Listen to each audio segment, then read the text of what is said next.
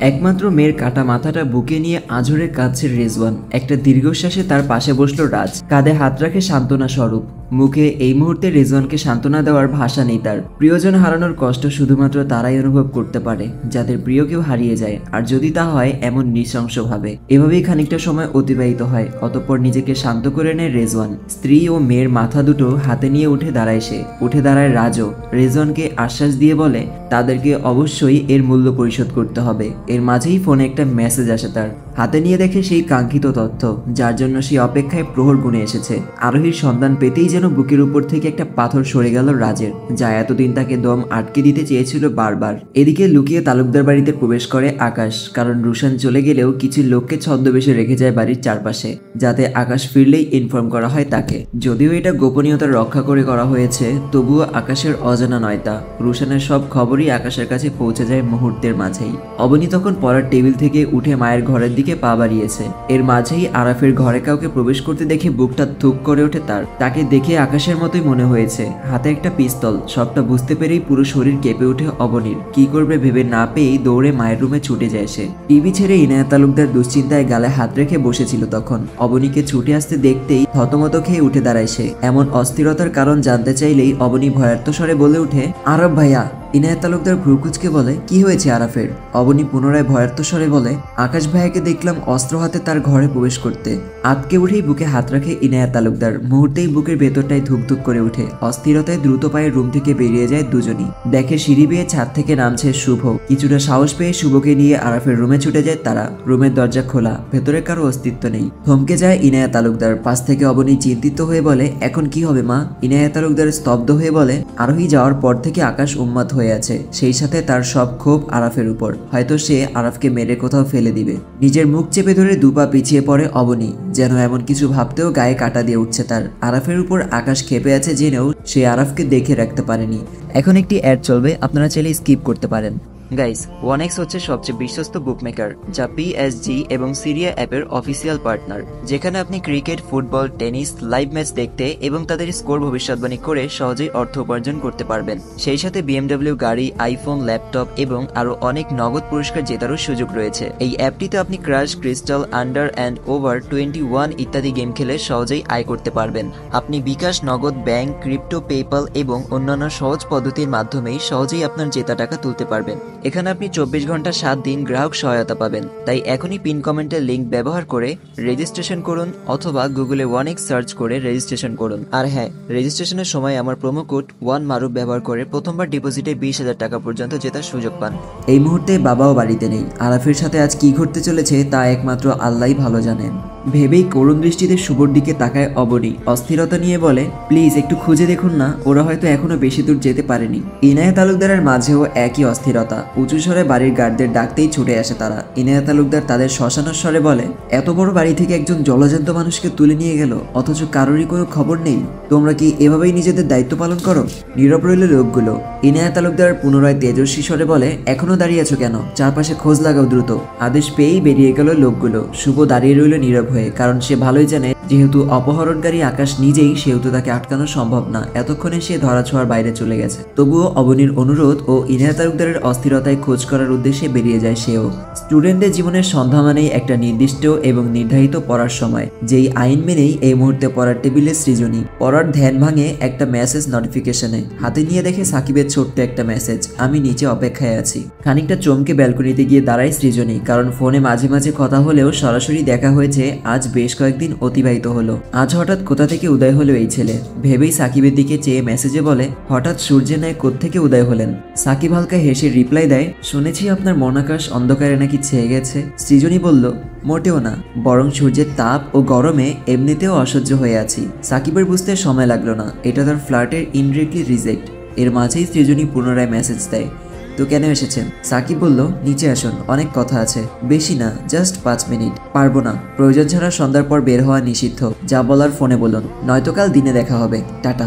বলেই হাত নাড়িয়ে বিদায় জানিয়ে ভেতরে চলে আসে সৃজনী। এর মাঝেই সাকিবের ফিরতি মেসেজ, নিচে না আসলে আমি উপরে চলে আসবো। সৃজনী হুমকিটা হালকাভাবে নিয়ে বলে, যা খুশি করুন, আমি আসতে পারবো না, বাবা বাসায় আছে। বলেই অফলাইন হয়ে পুনরায় পড়ার টেবিলে বসে পড়ে সে। কিছু সময় অতিবাহিত হতেই কারো আগমনে পেছন ফিরে তাকায়। চমকে উঠতেই সাকিব মুখ চেপে ধরে তার। অতঃপর নিজের ঠোঁটে এক আঙুল ছুঁয়ে হুশ সূচক শব্দ করে বলে, শব্দ করবেন না, নয়তো ব্যাপারটা বিয়ে অবধিও চলে যেতে পারে।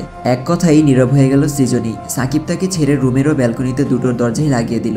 অতঃপর ফ্যানটা পুরোদমে ছেড়ে বসে পড়ে বিছানার এক পাশে। সৃজনী এতক্ষণ তামাশা দেখার মতো কোমরে 2 হাত রেখে বলে, সাহস দিকে খুব বেড়েছে আপনার, এখন সবাইকে ডেকে ধরিয়ে দিলে ঠিক হবে তো? সাকিব কোনো সংকোচ ছাড়াই বলে, ধরা পড়লে আপনাকে নিয়েই পড়বো। এখন এই ছোট ব্যাপারটা বিয়ের দিকে আগাতে চাইলে ডাকতে পারেন, আমার কোনো আপত্তি নেই। বিপরীতে সৃজনী খানিকটা হতাশ হয়ে বলে, কেন এসেছেন আর কি কথা, বলে বিদায় হন। আপনারা কি মেহমানদের আপ্যায়ন করেন না? সৃজনী বলল, হ্যাঁ করি, এবং চোরদেরকেও কিভাবে আপ্যায়ন করতে হয় সেটাও ভালো জানি। সাকিব হালকা গলা খাকারি দিয়ে বলে, আচ্ছা আমি কিছু খাবো না, আমি শুধুমাত্র আপনাকে দেখতে এসেছি, এটুকু সুযোগ পেলেই চলবে। এতদিন ব্যস্ততার জন্য আসতে পারিনি, এখন সময় বের করে আসলাম। তাও এমন করছো, পাষাণ মেয়ে? সৃজনী বলল, আমি পাষাণ, আর আপনার আবার কিসের ব্যস্ততা, আপনি না বেকার? সৃজনীর কথায় সাকিব স্বাভাবিক স্বরে বলে, বেকাররাই তো দুনিয়ার সব থেকে ব্যস্ত মানুষ। এরা ঘুরে বেড়ায়, নিজের ক্যারিয়ার নিয়ে টেনশন করে, আর তাদের সব থেকে বড় ব্যস্ততা হলো প্রিয় মানুষটার পেছনে লেগে থাকা। সৃজনী সোজাসাপটা ভাবে বলে, তো প্রিয় মানুষ থাকলে তার পেছনে গিয়ে পড়ে থাকুন, এখানে আসলেন কেন? সাকিব একটা হতাশার শ্বাস ছেড়ে বলে, প্রিয় মানুষ নেই বলেই তো আপনার কাছে এলাম, নয়তো আমার কি কোনো ঠেকা পড়েছে এখানে আসার? সাকিবের ডোন্ট কেয়ার ভাব নিয়ে বলা কথাটার মানে বুঝলো না সৃজনী। কিছু বলতে যাবে এর মাঝেই দরজায় টোকা পড়ে। ওপাশ থেকে বলে, কিরে দরজা বন্ধ করে কি করছিস, দরজা খোল। আতকে উঠে সৃজনী, পুরো শরীর কাঁপতে শুরু করে মুহূর্তেই। কি বলবে ভেবে না পেয়ে আচমকাই বলে উঠে, মা আমি ড্রেস চেঞ্জ করছি। চেঞ্জ করে তার কাছে যেতে বলে সেখান থেকে প্রস্থান করে সৃজনীর মা। মুখ চেপে হাসলো সাকিব, অতঃপর বলে, বাহ ড্রেস চেঞ্জ করছেন, তাও পরপুরুষকে রুমে বসিয়ে। সাকিব কথাটা রসিকতা করে বললেও রেগে যায় সৃজনী। কয়েক পা ফেলে সাকিবের সামনে গিয়ে এক হাত চেপে ধরে টানতে টানতে বলে, আজ মনে হয় কপালে ধরা পড়াটাই লিখে আছে, প্রাণে বাঁচতে চাইলে এই মুহূর্তে বের হন এখান থেকে। ব্যালকনি দরজা অব্দি এসেই থামে সাকিব। অতঃপর থমকে দাঁড়িয়ে সৃজনী সেই হাতটা ধরে বলে, এভাবে বইয়ের মতো আচরণ করবেন না, প্রেমে পড়ে যাব কিন্তু। সৃজনী দ্বিগুণ রেগে ব্যালকনি দরজা খুলে বলে, বেঁচে থাকলে জীবনে অনেক প্রেম করতে পারবি, আপাতত বাবার হাত থেকে বাঁচতে চাইলে দ্রুত একতলা থেকে আছড়ে পড় ভাই। হাত পা ভাঙলেও প্রেম করার জন্য অন্তত জীবনটা অবশিষ্ট থাকবে। রাত তখন 9টা। আরোহীকে রাখা সেই জায়গাটায় চারপাশ থেকে ঘিরে নিয়েছে রাজ। এর মাঝেই সেই ভেতর থেকে একটা বার্তা পাঠালো, আমি জানি তোমরা আমার লোকদের সাথে কি করেছো, তবুও তোমাদের একটা শেষ সুযোগ দিচ্ছি আমি, আত্মসমর্পণ করো, যেন অন্তত প্রাণে বাঁচতে পারো, নয়তো জালিমদের সমর্থন করা ব্যক্তিও আমার কাছে জালিম হিসেবে গণ্য হবে। বার্তা পাঠিয়েই উত্তরের অপেক্ষায় রইল রাজ। এর মাঝেই গুলির শব্দ কানে আসে তার। একটা বুলেট এসে আঘাত করে তার পাশের গাছটায়। রাজ একটা শ্বাস ছেড়ে নিজের মাঝে, তাহলে তোমরা মৃত্যুকেই বেছে নিলে? ক্ষণিকের যুদ্ধে নিজের লোকদের সেফ থাকার নির্দেশ দেয় রাজ। অতঃপর বাড়িটা থেকে গুলির শব্দ থামতেই বুঝতে পারে তাদের বুলেটের দৌড় এতটুকুই। বুঝতে পেরেই বাড়িটার দিকে অগ্রসর হয় সে। বাড়ির বাইরে টহল দেওয়া সবাইকে হত্যা করে রাজের লোকেরা। বাড়িটার সামনে এসে দাঁড়ায় রাজ। বাড়িটার দিকে চেয়ে পেছন হাত বাড়াতেই একজন সম্মানের সহিত একটা বড় ছুরি তুলে দিল তার হাতে, যা শক্ত হাতে চেপে ধরে বাড়ির ভেতরটায় প্রবেশ করে সে। একে একে 5-6টা লোকে তেড়ে আসে তার দিকে, কিন্তু তার ছুরির আঘাতে একে একে ছিটকে পড়ে সকলে। তবুও যেন ক্ষিপ্ত হয়ে থাকা রাজের মেজাজ শান্ত হচ্ছে না কিছুতেই। বাড়ির ভেতরে 2 দেওয়ালের মাঝে একটা গলির ন্যায় জায়গায় পৌঁছাতেই দেখে সামনে 10-12টা ছেলে একসাথে, যারা একজোট হয়ে তেড়ে আসছে তার দিকে। স্বাভাবিক রইল রাজ। তার পেছন থেকে বৃষ্টির ন্যায় ছুটে আসা বুলেটগুলোর আঘাতে দৌড়ের মাঝে একে একে রাজের পায়ের কাছে ছিটকে পড়ে তারা। তাদের উপেক্ষা করে নীরবে ভেতরের দিকে পা বাড়ায় রাজ। বাইরে উত্তেজনাকর পরিস্থিতিতে ভেতরে জড়সড় হয়ে বসে আছে আরোহী। ভয়ে পুরো শরীর কাঁপছে তার। সেই সাথে বসে আছে প্রিয়া নামের মেয়েটাও, যার সাথে মোটামুটি বন্ধুসুলভ পরিচয় হয়েছে আরোহীর। এই মুহূর্তে সে ভয়ে খারাপ কিছুর ইঙ্গিত দিতেই ভয়ের মাত্রা দ্বিগুণ হয় আরোহীর। এর মাঝেই সেখানকার প্রধান লোকটা ছুটে প্রবেশ করে সেখানে। কিছু বুঝে ওঠার আগেই আরোহীর গলায় ছুরি চেপে দাঁড় করালো তাকে।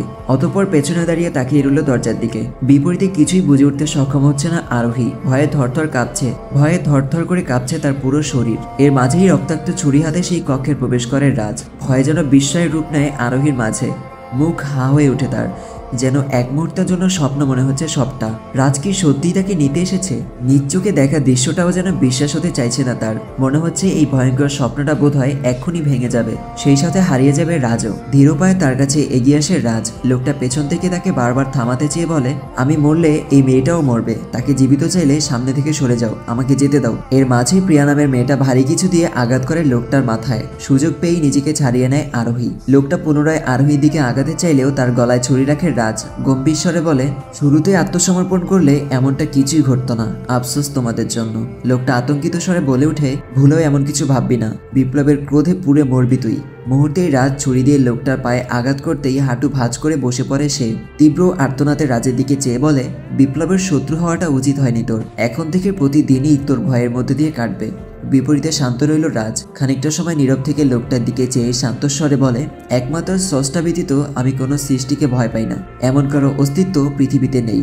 বলেই আরোহী দিকে তাকায় রাজ, নমনীয় স্বরে বলে, ওদিকে ফিরে দাঁড়াও। বুঝতে পেরে ভয়ে অপর দিকে ফিরে যায় আরোহী। থরথর করে কাঁপা দুই হাত নিজের চোখে চেপে ধরে সে। একটা শ্বাস নেয় রাজ, লোকটার দিকে চেয়ে ঘাড়ে ছুরিটা রেখে দেয়। যেখানে জুলুমের অবসান ঘটে সেখান থেকেই শান্তির সুতাভাস চারদিকে ছড়াতে থাকে, আর যা শীঘ্রই আমি সমগ্র দেশে ছড়িয়ে দিব ইনশাল্লাহ। বলেই ছুরিটা শক্ত হাতে চেপে ধরে লোকটার ঘাড়ে আঘাত করে রাজ। শরীর থেকে মাথাটা আলাদা হয়ে ছিটকে পড়ে কয়েক হাত দূরে। সেদিকে চেয়ে পরপর কয়েকটা শ্বাসে নিজেকে খানিকটা শান্ত করে নেয় রাজ। অতঃপর কক্ষের বাইরে দাঁড়িয়ে থাকা দুজন লোককে ডেকে বলে মাথাটা নিয়ে যেতে। সেই সাথে ছুরিটা একজনের হাতে দিয়ে আদেশ দেয়, সবগুলো লাশ একসাথে জড়ো করো।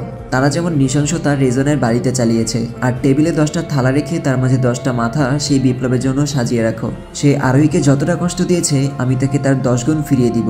আদেশ পেয়েই মাথাটা নিয়ে বেরিয়ে যায় লোকগুলো। নিজেদের সঙ্গীর হত্যার বদলা নিতে পেরে তারাও আনন্দিত। প্রিয়া নামের মেয়েটা দাঁড়িয়ে আছে এক পাশে। রাজ তার দিকে চেয়ে বলে, আজ থেকে তুমিও মুক্ত, নিজের পরিবারের কাছে ফিরে যাও। রাজের প্রতি কৃতজ্ঞতা জানিয়ে কক্ষ থেকে বেরিয়ে যায় মেয়েটাও। একে একে সবাই প্রস্থান করতেই আরোহীর সামনে এসে দাঁড়ায় রাজ। মেয়েটা মুখ থেকে এখনো থরথর করে কাঁপছে। রাজ তার এলোমেলো চুলগুলো পেছনের দিকে সরিয়ে দিয়ে বলে, আর ভয় পেও না বাচ্চা মেয়ে, তোমার মাস্টার মশাই তোমাকে নিতে এসেছে। ধীরে ধীরে হাত সরায় আরোহী। সামনে রাজের উপস্থিতি লক্ষ্য করেই শক্ত হাতে জড়িয়ে ধরে তাকে। কেঁদে ওঠে হু হু করে। রাজ দাঁড়িয়ে রইল ঠায়। আরোহী কান্নার সাথে একবার রাজের পিঠ আঁকড়ে ধরছে, আর একবার কাঁধ। যেন ছেড়ে দিলেই পুনরায় আলাদা হয়ে পড়বে তারা, যা সে আর ভাবতেও চায় না। সেই সাথে তার নীরব কান্না। মেয়েটা এই কয়দিন কতটা কষ্টে ছিল তা এই মুহূর্তে তার আচরণেই প্রকাশ পাচ্ছে। বুঝতে পেরে রাজ তাকে এক হাতে জড়িয়ে পুনরায় শান্তস্বরে বলে, এই তো আমি, প্রয়োজনে তোমার মাস্টার মশাই তোমার জন্য পুরো পৃথিবীর বিরুদ্ধে লড়বে। তবুও সে বেঁচে থাকতে আর কেউই কখনো তার মিষ্টি ফুলকে স্পর্শ করতে পারবে না, কখনোই না। আপনিও কি মানুষ হত্যা করেন? আরোহীর কৌতূহলী প্রশ্নে খানিকটা সময় নীরব রইল রাজ। আরোহী এসবের সাথে পরিচিত হোক তা কখনোই চায়নি সে, তবুও পরিস্থিতি তাকে বাধ্য করেছে আজ। তার নীরবতার বিপরীতে উত্তরের আশায় আরোহী এক দৃষ্টিতে চেয়ে আছে তার দিকে। আরোহী সেই দৃষ্টি অগ্রাহ্য করার ইচ্ছে শক্তি হারিয়ে একটা লম্বা শ্বাস ছাড়ে রাজ। অতঃপর শান্তস্বরে বলে, না, শুধুমাত্র অমানুষদের হত্যা করি, যারা মানুষ রূপে অন্য মানুষের রক্ত চুষে খেতে চায়।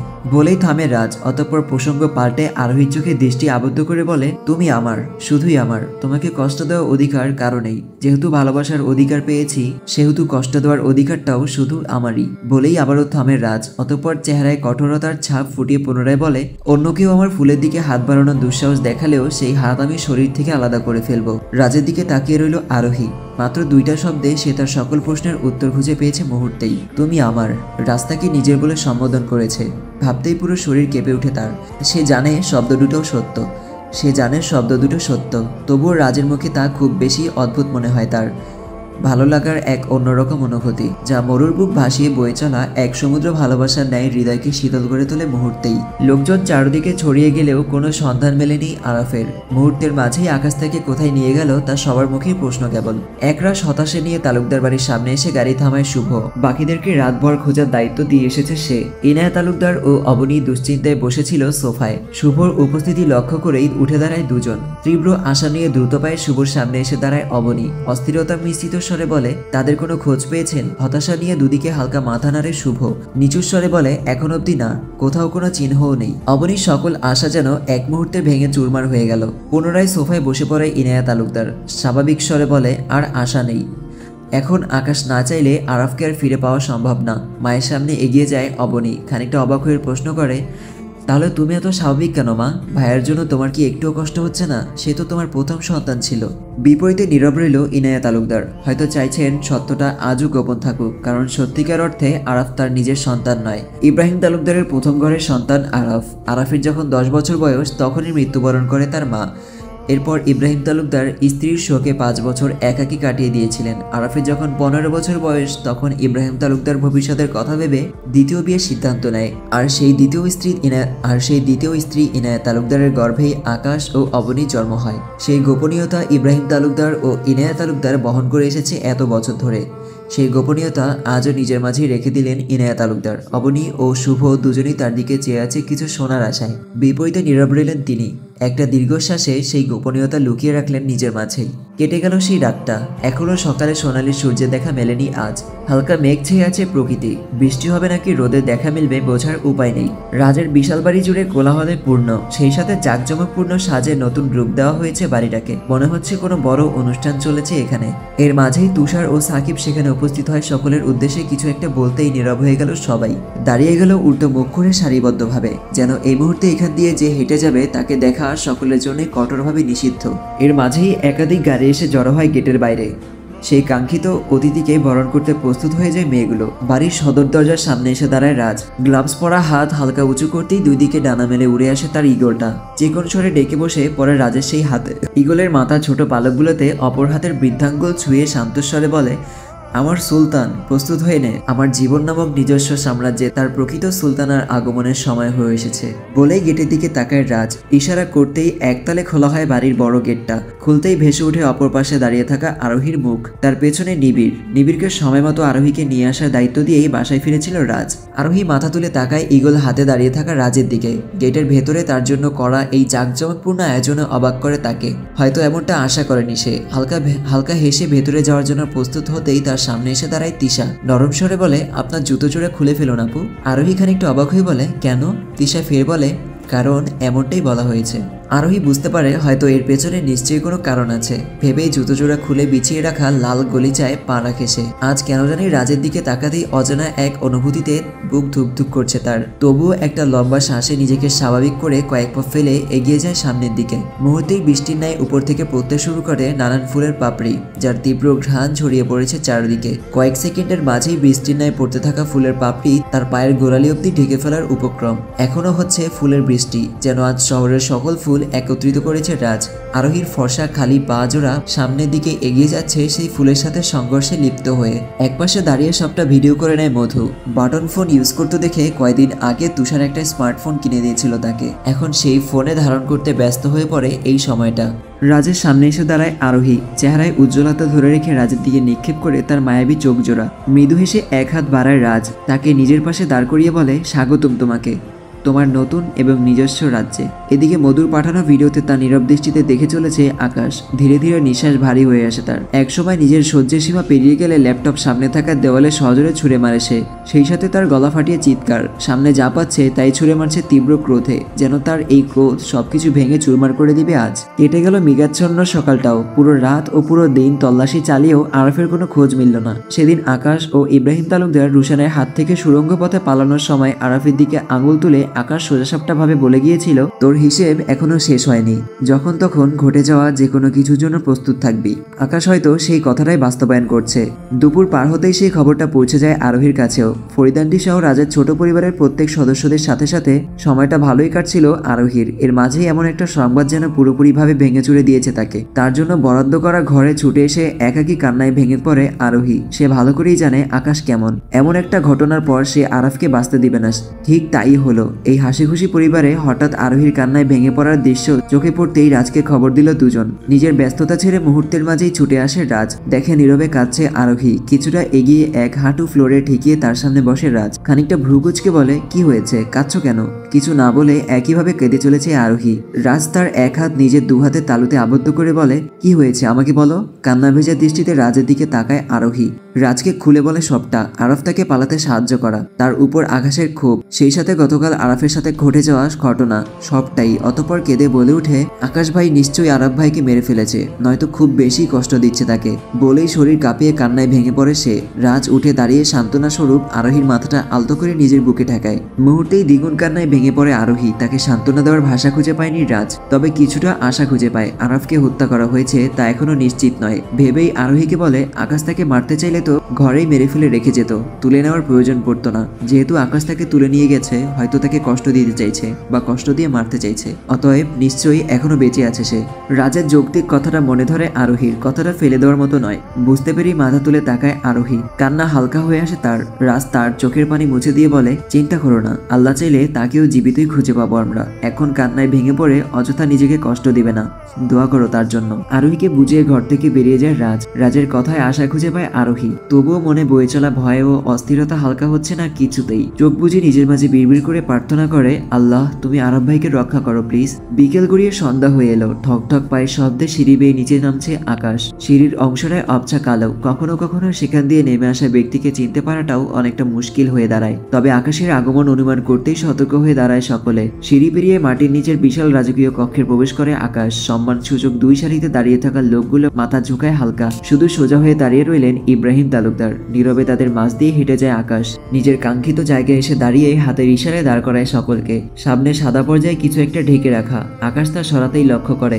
গ্লাসের বক্সে 10টা কাটা মাথা। আকাশের সাথে চমকায় সেখানে উপস্থিত সকলেও। শহর ও শহরের বাইরের অনেক গণ্যমান্য ব্যক্তিরা উপস্থিত এখানে। রাজনৈতিক পর্যায় থেকে শুরু করে বড় বড় ব্যবসায়ী সকলেই গোপনে সেবা করে চলেছে তাদের। এই মুহূর্তে সেই কাটা মাথাগুলো সবার মাঝেই বিস্ময় সৃষ্টি করে। এর মাঝেই সকলের কানে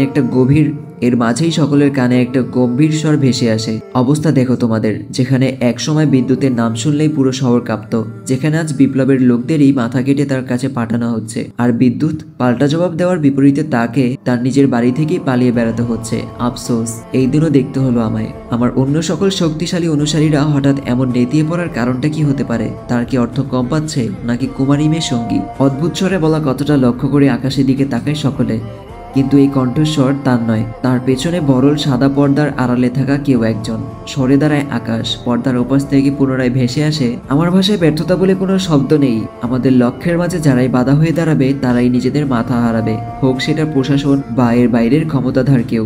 বলেই থামে লোকটা। অতঃপর দুজন লোক এসে দাঁড়ায় বড় পর্দাটার সামনে। তাদের মাঝে একজন সকলকে সাবধান করে বলে, এই মুহূর্তে আমাদের সামনে উপস্থিত হচ্ছেন স্বয়ং বিপ্লব তালুকদার। ইব্রাহিম তালুকদার ব্যতীত মুহূর্তেই হাঁটু ভাঁজ করে বসে পড়ে সকলে। বসে পড়ে আকাশ নিজেও। সবার মাঝে বুক দুরু দুরু করা অস্থিরতা। হঠাৎ বিপ্লবের মুখোমুখি হওয়ার জন্য প্রস্তুত ছিল না কেউই।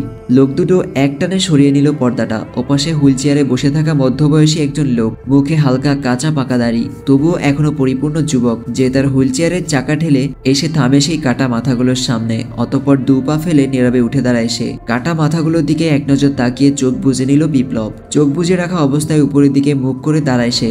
দুদিকে দুই হাত মেলে দীর্ঘ সময় ধরে নিল একটা লম্বা শ্বাস। তার নীরব শ্বাসের সাথে পুরো কক্ষ জুড়ে নীরবতা, সেই সাথে মিশে আছে তীব্র রক্তের ঘ্রাণ।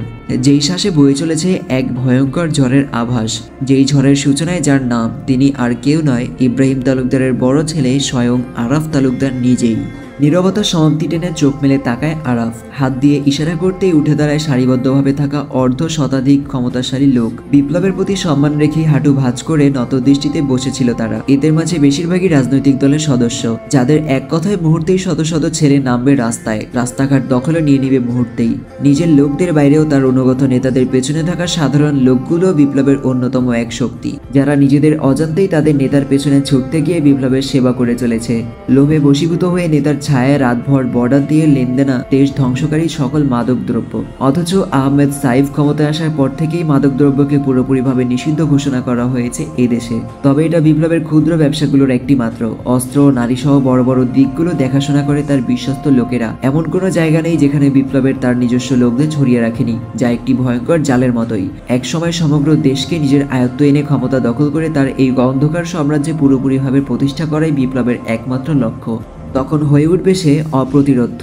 দৃষ্টি নত করে রাখা আকাশের সামনে এসে দাঁড়ায় আরাফ। হাতের হালকা স্পর্শে মাথা উঠিয়ে বলে, মাথা নত করার কিছুই নেই। চলতি পথে হোঁচট খাওয়ার মানে এই নয় হাঁটা থামিয়ে দিবে, বরং দৌড়ে অগ্রসর হবে। আমাদের দুই ভাইয়ের ক্ষমতা একদিন সমগ্র দেশই দেখতে পাবে। তারা ভয়ে পাবে, কেঁপে উঠবে। দিন শেষে আমাদের দাসত্ব করতে বাধ্য হবে। বিপরীতে আকাশ হালকা মাথা নেড়ে বলে, অবশ্যই, আপনার স্বপ্ন খুব শীঘ্রই বাস্তবায়িত হতে চলেছে ভাই। আকাশের থেকে বয়সে 16 বছরের বড় আরাফ। কাজেই আকাশের মাঝে কিছুটা তারুণ্যের ছাপ থাকলেও আরাফ একজন প্রাপ্তবয়স্ক মানুষ। 43 বছরের এই যুবক বালিষ্ঠ ফিটনেসের সাথে কালচে রঙের চুল, দাড়ির মাঝে খানিকটা পাকা ভাব, সেই সাথে দানবীয় শরীর তার। বাবা ইব্রাহিম তালুকদার এবং চাচা নির্জন এই ভয়ঙ্কর যাত্রার সূচনা করলেও ততটুকুতেই সীমাবদ্ধ ছিল না আরাফ। সে এটার বহুগুণ প্রসার ঘটিয়ে ছড়িয়েছে আন্তর্জাতিক পর্যায়েও। মাঝে মাঝে গুরুত্বপূর্ণ সময় প্রতিবারেই চিকিৎসার নামে দেশ ছেড়ে বড় বড় বাইরে ব্যবসায়ীদের সাথে মিটিংয়ে চুক্তিপত্রে স্বাক্ষর করতে সে। সেই সাথে তার অসুস্থতা ও আকাশের এরূপ আচরণ ছিল মাত্রই লোক দেখানো, যেন সন্দেহের তীর আরাফের দিকে কোনোভাবেই নিক্ষেপ করা না হয়। এর বাইরে আকাশকেও এই পথে নিয়ে আসার পর থেকেই সে পুরোপুরিভাবেই ভাইয়ের প্রতি অনুগত ছিল। রাত গভীর হতেই বাসায় ফিরে রাজ নিজের বেডরুমে প্রবেশ করতেই দেখে চুপচাপ বসে আছে আরোহী। রাত তখন 11টা পার হয়ে এসেছে। গরমকালে এই সময়টাকে খুব একটা গভীর রাত হিসেবে ধরা না হলেও রাজের কাছে ক্লান্তিতে আপাতত এই সময়টা এক গভীর রাত। তবুও সেই ক্লান্তিকে উপেক্ষা করে আরোহীর পাশে বসলো সে। তার দিকে চেয়ে শান্তস্বরে বলে, ঘুমাওনি এখনো? আরোহী হালকা করে দুদিকে মাথা নাড়ে, অতঃপর মাথা তুলে রাজের দিকে চেয়ে বলে, আরব ভাইয়ের কোনো খোঁজ পেয়েছেন? নীরব রইল রাজ। কিছুক্ষণ আগে আকাশের সাথে কথা হয়েছিল তার। আরাফের বিষয়ে জানতে চাইলেও রাজের দিকে শর্ত ছুড়ে মারে আকাশ, যা এক প্রকার বিনিময় চুক্তির মতোই। আরাফের বিনিময়ে আরোহীকে চেয়েছে আকাশ। আরাফ এখন অবধি ভালো আছে। যদি আরোহীকে আকাশের কাছে ফিরিয়ে দেওয়া হয় তবেই আরাফকে তালুকদার বাড়িতে সুস্থ সবলভাবে পৌঁছে দিবে সে। আর এই শর্ত আরোহীকে জানাতে বলে আকাশ, কারণ সে ভালোভাবেই জানে আরাফের প্রতি আরোহীর মাঝে একটা অন্যরকম মায়া আছে, যে মায়া হয়তো আরোহীর মনও গলিয়ে ফেলতে পারে। তারই সুযোগ নিতে চাইছে সে। নীরব রইল রাজ। কিছুক্ষণ আগে আকাশের সাথে কথা হয়েছিল তার। আরাফের বিষয়ে জানতে চাইলেই রাজের দিকে শর্ত ছুড়ে মারে আকাশ, যা এক প্রকার বিনিময় চুক্তির মতোই। আরাফের বিনিময়ে আরোহীকে চেয়েছে আকাশ। আরাফ এখন অব্দি ভালো আছে। যদি আরোহীকে আকাশের কাছে ফিরিয়ে দেওয়া হয় তবেই আরাফকে তালুকদার বাড়িতে সুস্থ সবলভাবে পৌঁছে দিবে সে। আর এই শর্ত আরোহীকে জানাতে বলে আকাশ, কারণ সে ভালোভাবেই জানে আরাফের প্রতি হয়তো আরোহীর মনও গলিয়ে ফেল। নীরবতা একটা তপ্ত শ্বাস ছাড়ে রাজ। আরোহী থেকে গোপন রাখে বিষয়টা। পায়ের জুতা খুলতে খুলতে খানিকটা সময় নিয়ে বলে, তিনি ভালো আছে। তোমার চাচা থাকায় আরাফের কোনো ক্ষতি করতে পারেনি আকাশ। হয়তো শীঘ্রই তাকে আবার বাসায় পৌঁছে দিবে সে। একটা স্বস্তির নিঃশ্বাস ছাড়ে আরোহী। দুশ্চিন্তার ভার অনেকটা হালকা হয়ে এসেছে মুহূর্তেই। বুঝতে পেরে রাজ একটা মৃদু হাসিতে উঠে ওয়াশরুমের দিকে পা বাড়ালো। ক্লান্তি গোছাতে চোখে মুখে পানি ছিটিয়ে নিল সে। কিছু সময় পর বের হতেই আরোহী একটা টাওয়াল বাড়িয়ে দিল তার দিকে।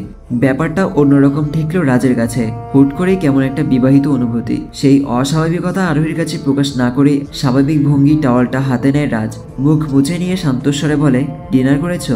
রাজ বুঝতে পারে আরোহী তার অপেক্ষাতেই এতক্ষণ বসেছিল। ভাবতেই সবটা কেমন যেন অন্যরকম মনে হচ্ছে আজ। জীবনে হুট করে এমন কারো আগমন, গোপনে অন্যরকম এক অস্বাভাবিকতা, যা নিজেদের মাঝেই চেপে রেখে ডিনার শেষ করে নেয় দুজন। আরোহী স্বাভাবিক দৃষ্টিতে চেয়ে বলে, আপনাকে খুব ক্লান্ত মনে হচ্ছে। শুনেছি আজ কয়েকদিন হলো ঘুমাননি। রাজ একটা প্রতিজ্ঞা করেছিল, আরোহীকে খুঁজে না পাওয়া অবধি সেই বিছানায় গা ছোঁয়াবে না। করেছেও তাই। তবে আরোহীর কাছে তা স্বীকার না করেই বলে, কে বলেছে এসব? বিপরীতে আরোহী ফের বলে, ফরিদ আন্টি। এখন অস্বীকার করতে হবে না, আমি সবটা জানি। রাজ বুঝতে পারে এই সহজ সরল মেয়েটার সাথে পেরে ওঠা এতটাও সহজ কাজ নয়। দেখতে সহজ সরল হলেও ভেতর ভেতর তীক্ষ্ণ বুদ্ধির অধিকারী। কাজেই ক্ষুদ্র পরাজয় স্বীকার করে ক্লান্তিতে বিছানায় একপাশ বসে রাজ। শরীর যেন আর স্থির থাকতে পারছে না। গা এলিয়ে দিল বিছানায়। আরোহী পাশ থেকে বলে, আমার কোলে মাথা রাখুন, আমি ঘুম পাড়িয়ে দিচ্ছি। অনুমতি দেয়নি রাজ, কারণ এখনো বিয়ে হয়নি তাদের। কাজেই এসব সাধারণ বিষয়গুলোরও কোনো বৈধতা নেই। ভেবেই নীরব দৃষ্টিতে আরোহীর দিকে তাকায় রাজ। এই মায়াবী মুখখানা, তার মায়াবী চোখজোড়া, যেন নিজের মন হারাতে এতটুকুই যথেষ্ট। নিজের দুর্বলতা অনুভব করেই সেই দৃষ্টি খুব একটা বেশি সময় স্থির রাখেনি রাজ। চোখ বুজে নিয়ে শান্তস্বরে বলে, অনেক রাত হয়েছে, নিজের রুমে ফিরে যাও, বিশ্রাম নাও। আমি জানি তুমিও এই দিনগুলোতে ঠিকভাবে ঘুমাতে পারোনি। বলেই নীরব হয় রাজ। বিপরীতে আরোহী বলে, আচ্ছা তাহলে একটু পাশে বসে থাকি, আপনি ঘুমিয়ে পড়লেই চলে যাব। কিছু বলেনি রাজ। নীরবে চোখজোড়া বুঝে রইল সে। আরোহী বসে আছে তার পাশে। এভাবে কিছু সময় পার হতেই রাজের মুখে অস্পষ্ট আওয়াজ শুনতে পায় সে, যা পুরোপুরিভাবে তার কান অব্দি পৌঁছতে সক্ষম নয়। খানিকটা কৌতূহল জাগতেই রাজের মুখের সামনে নিজের কান নিয়ে যায় আরোহী। শুনতে পায় রাজের অস্পষ্ট স্বর, কেউ তোমাকে আমার থেকে নিয়ে যেতে পারবে না। আমি তোমাকে আর কোথাও যেতে দিব না বাচ্চা মেয়ে। ঘুমের ঘুরেই কথাগুলো বলছে রাজ। শুনেই এক অন্যরকম ভালো লাগায় হাসি ফুটে উঠে আরোহীর ঠোঁটে। কিছুটা সময় নিয়ে অতঃপর রাজের কানের কাছে মুখ নিয়ে নিজেও ফিসফিস করে বলে উঠে, আমি আপনাকে ছেড়ে আর কোথাও যাব না মাস্টারমশাই। জিমের জন্য রাজের বাড়িতে একটা এক্সট্রা ঘর রাখা আছে। বাড়ির উত্তর পাশে একটা বড় রুম, যার বাইরের পাশটা কাচের তৈরি হওয়ায় সকালের আলো এসে ছড়িয়ে আছে পুরো রুমটাতে। বাইরে টলমল করছে সুইমিং পুলের পরিষ্কার পানি, সেই সাথে গ্লাস ও রুমের ভেতরের পুরো অংশ স্বাভাবিকের মাঝে নীলচে হয়ে আছে খানিকটা, যেন এটা সকালের অলসতা কাটাতে একটা চোখ বাঁধানো মনোরম স্থান। সকাল সকাল ঘুম ভাঙতেই সেই ঘরটা দিকে এগিয়ে যায় তুষার। তার পেছন পেছন আসে সাকিবও। তুষার পেছন ফিরে এক পলক দেখলো তাকে। অতঃপর দুজন একসাথে হয়ে প্রবেশ করে সেই রুমটায়। দেখতে পায় সেখানে নিজের কষ্ট ও চাপা ক্রোধকে দমিয়ে রাখায় আপ্রাণ চেষ্টায় ঘাম ছড়াতে ব্যস্ত নিবিড়। সাকিব ও তুষারের উপস্থিতি লক্ষ্য করে ঘুষি মারা থেকে বিরতি নেয় সে। অতঃপর কয়েকটা শ্বাস ছেড়ে মৃদু হেসে তাদের দিকে চেয়ে বলে, তোরাও শুরু কর, শরীর ঠিক রাখতে ব্যায়ামের বিকল্প নেই। তবে কেউ কেউ দেখছি একটু মানসিক শান্তি খুঁজতেও এটাকে ব্যবহার করে থাকে। বলেই পাশে থাকা ঠান্ডা পানির বোতলটা নিবিড়ের দিকে ছুঁড়ে মারে তুষার। তা ক্যাচ নিয়ে মুখ খুলে ঢকঢক করে পানি খেয়ে নিল নিবিড়। অতঃপর নিজেকে শান্ত করে এসে দাঁড়ায় তুষার ও সাকিবের পাশে। তুষার তার কাঁধে হাত রেখে বলে, তবে এটা ভালো দিক, কষ্টও হালকা হলো, সেই সাথে শারীরিক উন্নতিও হলো। পাশ থেকে তুষারকে উদ্দেশ্য করে সাকিব বলে, অবশ্য এটা তোরও করা উচিত। চারপাশে যেভাবে কাছের মানুষদের অপহরণ করা হচ্ছে, পরে দেখা যাবে আর কেউ না মধুই তোকে তুলে নিয়ে গেল। তাই জিম টিম করে নিজেকে স্ট্রং করে নে। এমনিতেও তার প্রতি তোর হাবভাব দেখে মাঝে মাঝে দুশ্চিন্তায় পড়ে যাই। সাকিবের কথা শেষ হতেই তুষার হালকা বিরক্তি নিয়ে বলে, একদম বাজে বকবি না, চুপ থাক। পাশ থেকে নিবিড় হালকা হেসে বলে, সাকিব কিন্তু খারাপ বলেনি। তাছাড়া বিষয়টা অন্যভাবে ভাবতে গেলে এটা মধুকে পটানোর ক্ষেত্রেও কাজে দেবে। সিক্স প্যাক, স্ট্রং বডি, এগুলো দেখে ছেলেদের প্রতি মেয়েদের কিছুটা হলেও আকর্ষণ কাজ করে। নিবিড়ের কথা শেষ হতেই নিজের হাত পায়ের দিকে তাকায় তুষার। তার ধারণা প্রেম নিয়ে নিবিড় যাই বলবে তাই সত্য। ভেবেই নিজের বডি একবার দেখে নিয়ে বলে, সত্যি এসব দেখে মেয়েরা ইমপ্রেস হয়। পাশ থেকে সাকিব নিবিড় দুজনই একসাথে বলে ওঠে, অবশ্যই। দুজনের মুখে একসাথে শুনেই বাম ডান করে দুজনের দিকে তাকায় তুষার। অতঃপর নিজের হাত ভালো করে দেখতে ব্যস্ত হয় সে। নিবিড় হালকা হেসে বসে পড়ে একপাশে। প্রসঙ্গের ইতি টেনে বলে, তবে আমি ভাবছি অন্য কথা। তুষার স্বাভাবিক স্বরে বলে, কি সেটা? রাজ ও রুশানের ব্যাপারে। তীব্র অন্ধকারে তারা আলোর পেছনে ছুটতে গিয়ে হোঁচট খাচ্ছে বারবার, আবার উঠে দাঁড়াচ্ছে, আবারও হোঁচট খাচ্ছে, অথচ আমরা বন্ধু হয়েও হাত পা গুটিয়ে বসে আছি। নিবিড়ের কথা শেষ হতে তুষার বলে, এটা আমাকেও ভাবাচ্ছে খুব, তবে কিভাবে কি করব ভেবে পাচ্ছি না। তাছাড়া আমাদের ক্ষতি হবে ভেবে রাজ আমাদেরকে এসবে ভালোভাবে জড়াতেও চায় না। তার কথার মাঝেই নিবিড় পুনরায় শান্তস্বরে বলে, তবু আমাদের অবশ্যই তাদের পাশে দাঁড়ানো উচিত। বুঝে নেওয়ার মতো হালকা উপর নিচ মাথা নাড়ে তুষার। অতঃপর মাথা তুলে বলে উঠে, তাহলে দেখি এর জন্য তুই কতটুকু প্রস্তুত। তুষারের ইঙ্গিত বুঝতে পেরে নিবিড় খানিকটা ভ্রু কুঁচকে বলে, দুজনের শক্তি পরীক্ষা করতে চাইছিস? তুষার মৃদু হেসে টি শার্টের হাতা হালকা উপরে তুলে বলে, অনেকটাই সেই রকম। অতঃপর মুখোমুখি দাঁড়ায় দুজন। সাকিবের হাতের ইশারায় তাদের থামিয়ে বলে, ওয়েট ওয়েট ওয়েট, আমিও প্রস্তুত হয়ে নেই। বলেই পকেট থেকে ফোন বের করে ভিডিও অন করে নিল সে। অতঃপর তাদের উৎসাহ দিয়ে বলে, এই তো এবার শুরু কর। তুষার ও নিবিড় ঘুরে ঘুরে হাঁটছে একে অপরের দিকে চেয়ে। নিবিড় মুখে হাসি ধরে রেখে বলে, পরাজিত হওয়ার আগে তোকে আত্মসমর্পণ করার পরামর্শ দিচ্ছি। তুষার হার না মেনে বলে, আত্মসমর্পণের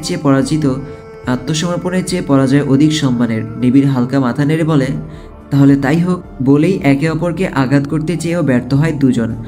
আবার ঘুরে দাঁড়ায়। তাদের ক্ষণিকের এই লড়াই খুব একটা স্থায়ী হলো না। কয়েকটা আঘাত পেয়ে নিবিড়ের কাছে এসে পরাজিত হয় তুষার।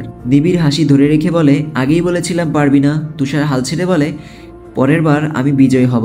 নিবিড় কিছু বলার আগে সাকিব তুষারের হাতে ফোনটা ধরিয়ে দিয়ে বলে, তার আগে তোরও নিবিড় ভাইয়ের মতো জিম করা শুরু করতে হবে। বলেই নিবিড়ের সামনে দাঁড়ায় সে। অতঃপর মুখে হাসি রেখে বলে, ভাই আমার সাথে একবার হবে? নিবিড় বলে, তোমারও কি তার মতো পরাজয়ের স্বাদ গ্রহণ করার ইচ্ছে জাগলো নাকি? পাশ থেকে তুষার বলে, এই পোলাটার কাজই সব জায়গায় বাম হাত ঢুকানো। তুষারের কথা সাকিব ফের হেসে নিবিড়ের দিকে চেয়ে বলে, পরাজিত হলেও আশা করি তার চেয়ে ভালো খেলবো। অতঃপর নিবিড় রাজি হয়ে বলে, তাহলে দেখা যাক। শুরু হলো লড়াই। শুরুতেই পরপর দুবার আঘাত পায় সাকিব, তবে তা নিয়ে খুব একটা মাথা ব্যথা নেই তার। ঘুরে দাঁড়িয়ে নিবিড়ের সাথে তাল মিলিয়ে বৃত্তাকারে হাঁটতে হাঁটতে বলে, আমি যদি আপনাকে আঘাত করি তাহলে কি মাইন্ড করবেন? সাকিবের কথায় নিবিড় সেই পরিচিত প্রবাদটি বলে, অবশ্যই না। যুদ্ধ মানে শত্রু শত্রু খেলা, যুদ্ধ মানেই। বাকিটা বলার মাঝেই সাকিব হালকা মৃদু হেসে নিজের মাঝে বিড়বিড় করে বলে, এবার তাহলে খেলাটা জমবে। অতঃপর হেসে খেলে পুনরায় লড়াইয়ে লিপ্ত হয়ে যায় দুজন।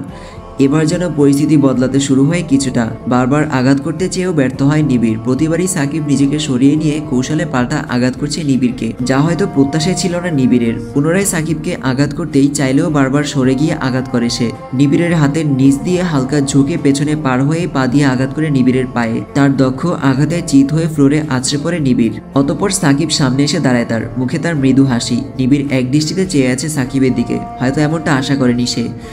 ভাবতেই সাকিব উঠতে সাহায্য করার জন্য এক হাত বাড়ায় তার দিকে। বিষয়টা স্বাভাবিকভাবে নিয়ে সেই হাতে হাত মিলিয়ে উঠে পড়ে নিবিড়ও। মৃদু হেসে সাকিবের কাঁধে হাত রেখে বলে, তোমার দক্ষতা সত্যিই প্রশংসার যোগ্য। বিপরীতে হালকা হাসে সাকিব। তুষার এক দৃষ্টিতে চেয়ে আছে তার দিকে, যেন তার নিজেরও বিশ্বাস হচ্ছে না সাকিব এতটা ভালো করতে পারবে। অথচ ছোটবেলায় প্রায় সাকিব তুষারের হাতে মার খেয়ে কাঁদতে কাঁদতে মায়ের কাছে গিয়ে বিচার দিত। অথচ তাকে দেখে এখন মনেই হচ্ছে না সে কখনো এতটা ভীতু ছিল। দক্ষতা দেখে মনে হচ্ছে সে পুরোপুরিভাবে প্রশিক্ষণ প্রাপ্ত। কিন্তু সে তো গ্রাম থেকে এসে শহরে পা রেখেছে খুব একটা বেশি দিন হয়নি। তাহলে কিভাবে সম্ভব এটা? আশ্চর্য। সকাল সকাল ঘুম ভাঙতেই বাড়িটা ঘুরে দেখতে ব্যস্ত হয়ে পড়ে আরোহী। চারপাশের গোছানো পরিবেশ মুগ্ধ করে তাকে। সেই মুগ্ধতা গায়ে মেখে নীরবে হাঁটছে সে। কিছুটা আগাতেই একটা মেয়ে সামনে পড়ে তার। আরোহীকে দেখেই হুট করে হাতের ফোনটা সরিয়ে নেয় মেয়েটা। খানিকটা অবাক হলেও কিছু বলল না আরোহী। হয়তো মেয়েটার ব্যক্তিগত কোনো বিষয় হতে পারে। তবে মেয়েটাকে ভাবতেই সামনে এগিয়ে যায় আরোহী। তাকে দেখে ভদ্র হয়ে দাঁড়ায় মধু। আরোহী স্বাভাবিক স্বরে বলে, নাম কি তোমার? জি আপু, মধু। তুমি কি এই পরিবারের কেউ? না আপু, আমি বিপদে পড়েছিলাম দেখে তুষার ও রাজ ভাইয়া আমাকে আশ্রয় দিয়েছে। আরোহী খানিকটা ভ্রুকুচকে বলে, একজন ভাইয়া হলে আরেকজনকে নাম ধরে বলছো কেন? খানিকটা বিব্রত হয় মধু। এতটুকুতেই বুঝে যায় আরোহীর সাথে কথা বলার সময় তাকে সতর্কতার বিষয়টা মাথায় রাখতে হবে। ভেবেই মধু বিষয়টা আরো জটিল করে দিতে লুকিয়ে নেওয়া ফোনটা বের করে। অতঃপর খানিকটা অসহায়ের ন্যায় বলে, এই পরিবারের একমাত্র তার সাথেই আমার সবচেয়ে ভালো সম্পর্ক, এই ফোনটাও তার দেওয়া। কেউ এই বিষয়ে প্রশ্ন করলে আমাকে লজ্জায় পড়তে হবে, তাই লুকিয়ে রাখি। আরোহী বুঝতে পারে মধুর কথার মানে, এটাও বুঝতে পারে মধু ও তুষারের মাঝে নিশ্চয়ই কোনো সম্পর্ক আছে, তবে তা গোপনীয়তা রক্ষা করে। ভাবতেই আরোহী নীরব রইলে মধু ফের বলে, প্লিজ আপু, এসব কথা কাউকে বলবেন না। এমনিতেও এই বাড়ির কারোর সাথে আমার খুব একটা পরিচয় নেই, অনেকটাই একাই থাকতে হয় আমাকে। মধুর চেহারায় হালকা অসহায়ত্ব ফুটে আছে, যা লক্ষ্য করেই আরোহী হালকা মৃদু হেসে বলে, এখন থেকে আর নিজেকে একা ভাববে না, যখন ইচ্ছা হবে আমার কাছে চলে আসবে। আরোহীর কথায় গোপনে প্রশান্তি দেয় মধুর মাঝে। তুষারের মতো আরোহীও টোপ গিলছে। এমনিতেও রাজের কাছে অবধি পৌঁছাতে আরোহীর সাথে ঘনিষ্ঠতা বাড়ানোর বিকল্প নেই। সেই সাথে আকাশের বিষয়টা নিয়েও অনেক আগে থেকে আরোহীর প্রতি ক্ষোভ জমে আছে তার। সে তো নিজ স্বার্থ হাসিলের উদ্দেশ্যই এতগুলো দিন ধরে এখানে পড়ে আছে। জিমের সেই রুমে একাকী বসে আছে তুষার। নিবিড় ও সাকিব ফ্রেশ হওয়ার উদ্দেশ্যে প্রস্থান করলেও নিজ অবস্থানে স্থির রইল সে। বসে রইল নীরব হয়ে। সাকিবের বিষয়টা তাকে ভাবাচ্ছে খুব। এখানে আসার আগে 6 মাস নিজেকে গোপন করে রাখা, সেই সাথে তার অন্যরকম চলাফেরা, সবটাই কেমন একটা অস্বাভাবিক ঠেকছে তার কাছে। সাকিবের মাঝে কি এমন রহস্য লুকিয়ে আছে?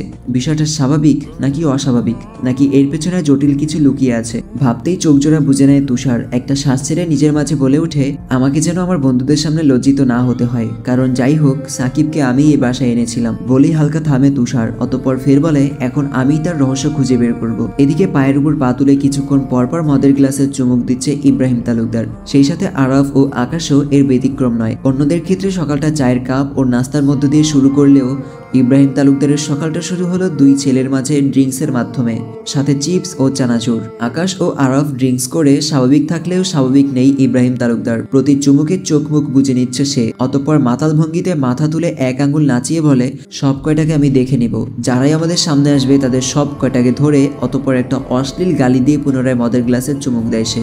আরাফ স্বাভাবিক দৃষ্টিতে তাকায় বাবার দিকে। এই অল্পতেই মাতাল হয়ে পড়েছে। একটা শ্বাস ছেড়ে আকাশের দিকে তাকায় সে। অতঃপর বলে, আমি শীঘ্রই বাসায় ফিরে যাচ্ছি, কারণ এখন সবাই জানে তুই বাবার কারণে আমাকে হত্যা করতে পারিসনি। কাজেই এখনো সন্দেহের তীর খুব একটা আমার দিকে আসবে না। তবে তোকে এখনো চারদিকে হন্য হয়ে খুঁজছে। পরিস্থিতি হাতের মুঠোয় না আসা অবধি আপাতত গোপন থাক, সেই সাথে আবার খবরের অপেক্ষায় থাকবি। কথা শেষ হতেই আকাশ বলে, আর রাজের বিষয়টা? আমার আরোহী এখন তার কাছে। তাছাড়া রুশানের থেকেও এখন সে ঝামেলা করছে বেশি। রুশান আইনের মাঝে সীমাবদ্ধ থাকলেও সে থাকবে না। আকাশের প্রশ্নে আরাফ বাবার দিকে এক নজর চেয়ে বলে, ছোটবেলায় বাবা আমাকে 5টা চিকন লাঠি দিয়ে বলেছিল ভাঙতে, আমি পারিনি। তারপর বাবা বলল একটা একটা করে ভাঙতে, তখন তা আমি খুব সহজেই করেছিলাম। রাজের ক্ষেত্রেও সেটাই হবে। এখন থেকে তার কাছের মানুষরা একে একে তার থেকে আলাদা হতে থাকবে। সিংহ একা হয়ে পড়লেই তবেই তাকে শিকার করা সহজ হয়ে দাঁড়ায়। সবসময় ক্ষমতা দিয়ে নয়, বুদ্ধি দিয়ে কাজ করলেই সফলতার শীর্ষে পৌঁছানো সম্ভব। আরাফের কথা বুঝতে পেরে আকাশ বলে, তার মানে? আরাফ হালকা মাথা নেড়ে বলে, হ্যাঁ, এখন থেকে তাদেরকে একে একে আলাদা করার সময় হয়ে এসেছে। সকালে নাস্তা শেষে আরোহীকে নিয়ে একসাথে বসে ফরিদ আন্টি। আরোহীর পেছনে এসে দাঁড়ায় মধু। আরোহী বসতে বললেই এক পাশে বসে পড়ে সে। আরোহী বসলো ফরিদ আন্টির ঠিক পাশে। মুগ্ধ দৃষ্টিতে তাকে এক নজর পরখ করে নেয় ফরিদ আন্টি। অতঃপর হালকা হেসে বলে, তোমাদের পরিচয়টা কিভাবে হয়েছিল? ফরিদ আন্টির প্রশ্নে আরোহী স্বাভাবিক স্বরে বলে, প্রথমবার অপ্রত্যাশিতভাবে, কিন্তু দ্বিতীয়বার ছিল লজ্জাজনকভাবে। কলেজে তার জয়েনের প্রথম দিন লেট হওয়ার অপরাধে তিনি আমাকে ক্লাসের সবার সামনে দাঁড় করিয়ে রেখেছিলেন। তখন আমার ইচ্ছা করেছিল তার মাথাটা ধরে দেয়ালের সাথে ঠুকে দিতে। আরোহীর কথায় হেসে উঠল সকলেই, হাসে ফরিদ আন্টিও। আরোহী বিব্রতকর অবস্থায় পড়বে ভেবে এই ব্যাপারে আর কথা বাড়ালেন না তিনি। সেই হালকা হাসি ধরে রেখেই বলে, মাশাআল্লাহ, আমি ঠিক এমনটাই তো চেয়েছিলাম। বিপরীতে খানিকটা লাজুকতা ঘিরে নেয় আরোহীকে। সেই লাজুকতায় নীরব হয়ে থাকলে ফরিদ আন্টি ফের বলে, তাদের 5 জনের মাঝে রাজ সম্পূর্ণ অন্যরকম। যেমন ভদ্র তেমন পরিপূর্ণ বুদ্ধি সম্পন্ন।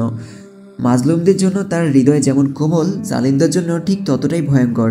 সেই সাথে রাজ একজন চমৎকার ব্যক্তিত্ব সম্পন্ন। আমি তার দিকে যখনই তাকাই তখন মাঝে মাঝে মনে হয় তাকে একজন পরিপূর্ণ পুরুষ হিসেবেই তৈরি করা হয়েছে। বলেই থামে ফরিদ আন্টি। নীরবে তার দিক থেকে দৃষ্টি সরিয়ে নিচের দিকে তাকায় আরোহী। অতঃপর পুনরায় ফরিদ আন্টির দিকে তাকাতেই তিনি ফের বলেন, আমি সবসময় ভাবতাম রাজের জীবনে যে আসবে সে কেমন হবে, সে রাজের জন্য উপযুক্ত হবে তো। কারণ বর্তমান যুগে সবচেয়ে কঠিন কাজ হলো একজন উত্তম জীবনসঙ্গী পাওয়া।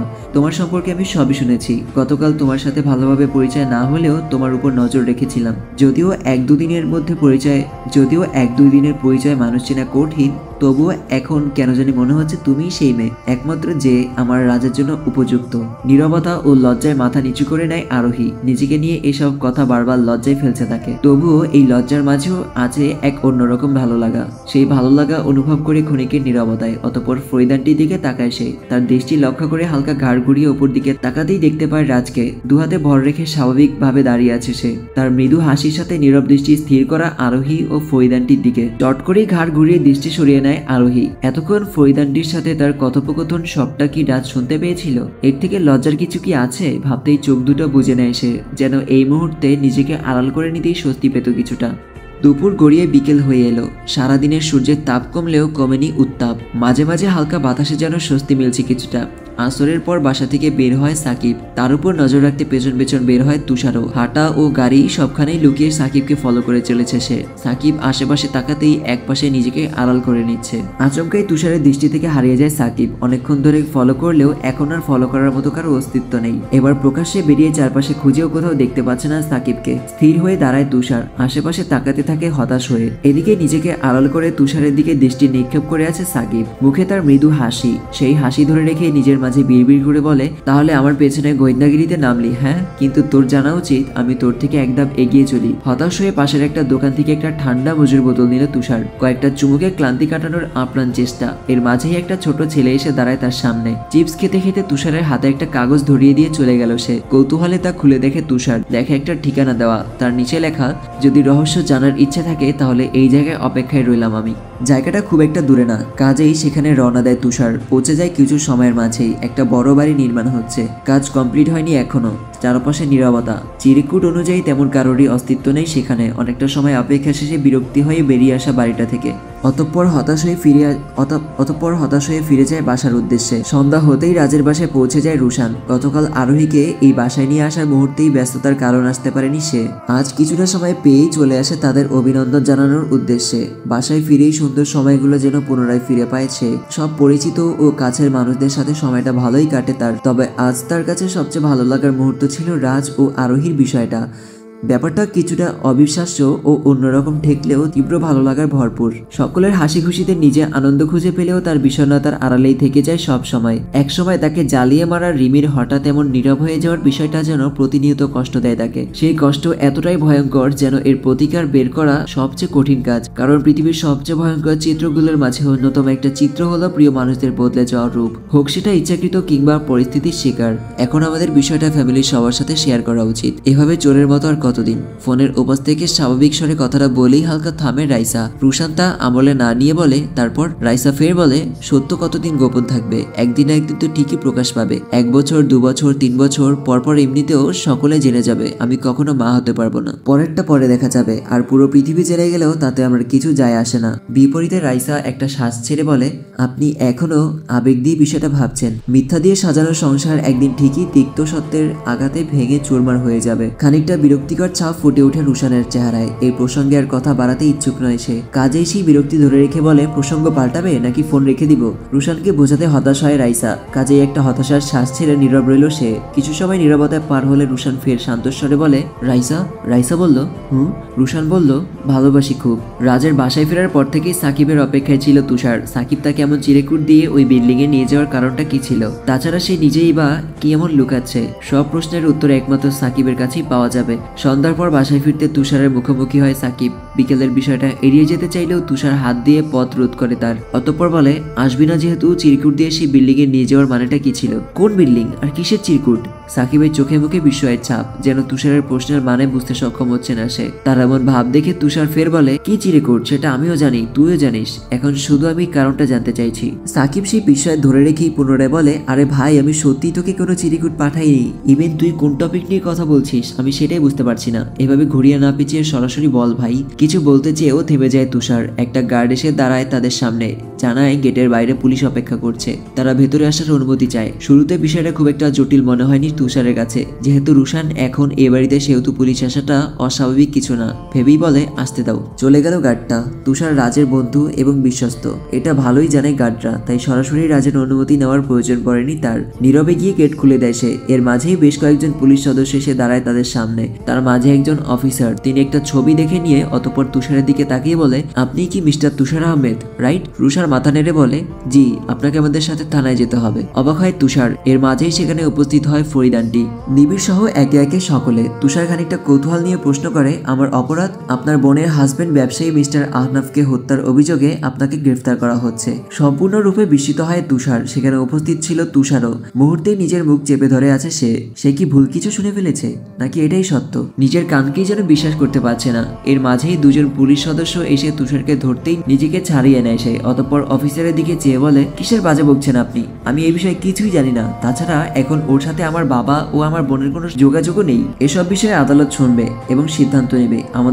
আমাদেরকে শুধুমাত্র আমাদের দায়িত্ব পালন করতে দিন। বলেই দুজন পুলিশ সদস্যকে ইশারা করে অফিসার লোকটি মুহূর্তেই দুজন পেছন থেকে তুষারের হাঁটু বরাবর আঘাত করেই বসিয়ে নেয় তাকে। অতঃপর একজন ঘাট ধরে হালকা ঝোঁকাতেই অন্যজন দুহাত পেছন থেকে একত্রিত করে হাত করা পরিয়ে নিল তাকে। এর মাঝেই সেখানে উপস্থিত হয় রাজ ও রুশান দুজনেই। এমন পরিস্থিতির সম্মুখীন হয়ে তারাও যেন অবাকের চরম পর্যায়ে পৌঁছে গেল। মুহূর্তেই তাদের সামনে এগিয়ে আসে রুশান। তাকে দেখেই সম্মান জানায় অফিসার সহ সকল পুলিশ সদস্য। বিপরীতে তুষার তাদের দিকে চেয়ে ক্ষিপ্ত স্বরে বলে উঠে, আমার ফ্যামিলি মেম্বারের সাথে এই কেমন আচরণ? হালকা মাথা নিচু করে অফিসার লোকটা ভদ্রস্বরে বলে, আমরা দুঃখিত স্যার, তবে এমনটাই আদেশ এসেছে। রুশান পুনরায় বলে, অ্যারেস্ট ওয়ারেন্ট কোথায়? লোকটা তা বের করে দেয় রুশানের হাতে। রুশান তা টান দিয়ে নিয়ে চোখ বুলায় তাতে, দেখে এটা মিথ্যা নয়। তুষারের বিরুদ্ধে সত্যিই হত্যার অভিযোগ উঠেছে। এর মাঝেই পুলিশ অফিসারটি বলে, শেষ বিকেলে একটা বিল্ডিং থেকে ব্যবসায়ী আহনাফের মরদেহ উদ্ধার করা হয়, যার কিছুক্ষণ আগে সেই বিল্ডিং এ মিস্টার তুষারকে প্রবেশ এবং তার বেশ কিছু সময় পর বের হতে দেখা যায়। সিসিটিভি ফুটেজ তার স্পষ্ট প্রমাণ।